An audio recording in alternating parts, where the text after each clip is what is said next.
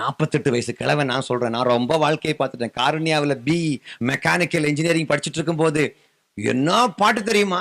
என்னத்த பாடினாலும் கடைசியில வாழ்க்கைன்னு வரும் பொழுது இதெல்லாம் பெர்ஃபார்மன்ஸ்ங்கிறது அப்பதான் புரியும். இதெல்லாம் பெர்ஃபார்மன்ஸ். லைட்டு, கரெக்டான மைக்கு, கரெக்டான கீபோர்டு எல்லாம் பெர்ஃபார்மன்ஸா மாறிச்சு. இப்ப எல்லாம் ஜான் நான் சொல்றது கரெக்டா இல்லையா? இப்ப எல்லாம் ரொம்ப பெர்ஃபார்மன்ஸ் ஆயிடுச்சு, அப்படிதானே? Well, nice singing, nice playing. நல்லா பாடுன ஜோயல, ஐயோ மிருதங்கம் சூப்பரா பண்ணப்பா. அவனும் சும்மா ஆமாண்ணா தேங்க்யூண்ணா. பர்ஃபார்மன்ஸ். கடவுளுக்கு புகழ்ச்சி வரும்னு நினைக்கிறியா? இதுல கடவுளுக்கு புகழ்ச்சி வருமா பிரதர்? வேற பார்த்தாலே போலீஸ்கார மாதிரி இருக்கிறார். கடவுளுக்கு புகழ்ச்சி வராது. கடவுளுக்கு புகழ்ச்சி எது கடவுளுக்கு புகழ்ச்சியை கொண்டு வரும்? நீ 4 மணி நேரம் தொடர்ந்து டான்ஸ் ஆடு.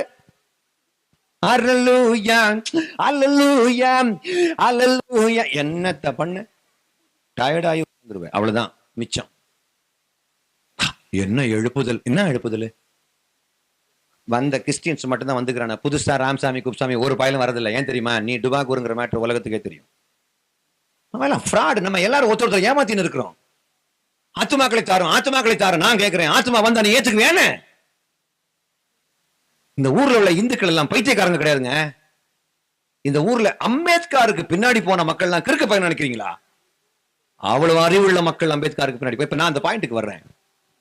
இயேசு நம்மை ஏற்றுக்கொண்டது போல நாம் பிறரை ஏற்றுக்கொள்வோமானால், இயேசு நம்மை நேசித்தது போல நாம் பிறரை நேசிப்போமானால், இயேசு நம்ம மேல வச்சிருந்த பாசத்தை அப்படியே நாம் பிறருக்கு வெளிப்படுத்துவோமானால், அடுத்தவங்களை பார்த்து நீ என்னை விட கீழ் ஜாதி அப்படின்னு நாம சொல்வோமா?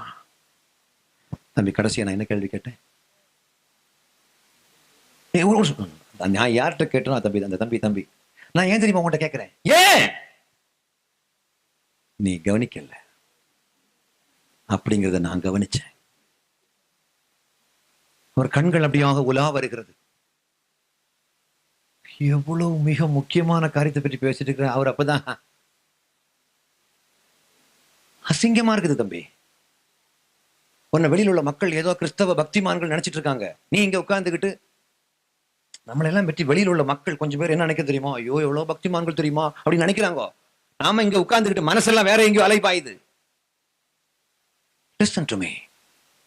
நான் என்னை நேசிப்பது போல பிறரையும் நேசித்தால் அடுத்தவனை போய் நீ என்னை விட கீழ் ஜாதி அப்படின்னு என்னால சொல்ல முடியுமா?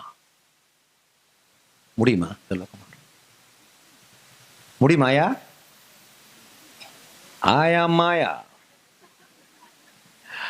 Listen to me. நான் என்னை நேசிப்பது போல பிறரையும் நேசிப்பேனானால் அடுத்தவங்களை போய் நீ என்னை விட கீழ் ஜாதி நான் சொல்ல முடியுமா? சகாயம் சொல்ல முடியுமாப்பா? ஆனா நாம சொல்றோம். ஒரு வாட்டி ஒரு தம்பி என்கிட்ட வந்து, நான் நாட்டாராண்ட போய் பொண்ணு கேட்டேன்னா அந்த ஜாதி வரி புச்சுவன் தரமாட்டேன்றானா. ஏன் தரல? நான் ஆதி திராவிடர்னா, அந்த ஆளு நாடாராமா தரமாட்டேன்றானா. நான் ஜாதி வரி புச்சவன் ஆகிறான் தெரியுமா? புச்சவன் ஆகிறான்.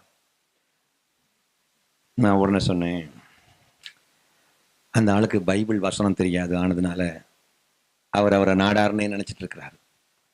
நீ உங்க தெருவுக்கு பக்கத்து தெருவில் அருந்ததியர்கள்னு ஒரு கூட்டம் மக்கள் இருக்காங்கல்ல, அதுல ஒரு பையனுக்கு உன் பொண்ணை கொடுப்பியா அப்படின்னு கேட்டேன். சகிலிக்கு எப்படி நான் கொடுக்கறது? நான் கேட்ட கேள்வி என்ன கேள்வி? என்ன கேள்வி கேட்டேன் பிரதர்? சகிலிக்கு நான் எப்படி கொடுக்கறதுன்னா, அப்ப நான் சொன்னேன், பிறர் உனக்கு என்ன செய்ய வேண்டும் என்று விரும்புகிறாயோ அதையே நீ பிறருக்கு செய். உன்னை விட தாழ்ந்த ஜாதி அப்படின்னு ஒருத்தனை உன்னால ஏத்துக்க முடியாத மாதிரி நாடாரை விட தாழ்ந்த ஜாதின்னு ஒன்னு அவன் நினைக்கிறதுனால அவனால ஏற்றுக்கொள்ள முடியல. அவன் பண்ற அதே தப்ப நீ பண்ற. எதை விதைக்கிறாயோ அதை அறுப்பாய். எத்தனை பேர் நினைக்கிறீங்க கிறிஸ்தவத்துக்கும் சாதியத்துக்கும் சம்பந்தமே இருக்க கூடாதுன்னு சொல்றவங்க எல்லாம் கை வைத்துக்க பார்க்கலாம். கிறிஸ்தவத்துக்கும் சாதியத்துக்கும் சம்பந்தமே இருக்க கூடாது பிரதர், அதுக்கு நமக்கு சம்பந்தமே சொல்லுவாங்க, கை வைத்துக்க பார்க்கலாம். கை வைத்துறவங்க மட்டும் எழுப்பி நில்லுங்களேன். கிறிஸ்தவத்துக்கும் சாதியத்துக்கும் சம்பந்தமே இருக்க கூடாது என்று சொல்கிறவர்கள் எழுப்பி நில்லுங்கள். உட்கார் ஒரு அது எல்லாம் எழுப்பி வரும்போது ரொம்ப டைம் ஆயிடும். உட்கார், ஏன்னா அதுகளுக்கு நான் சொன்னதே புரியல.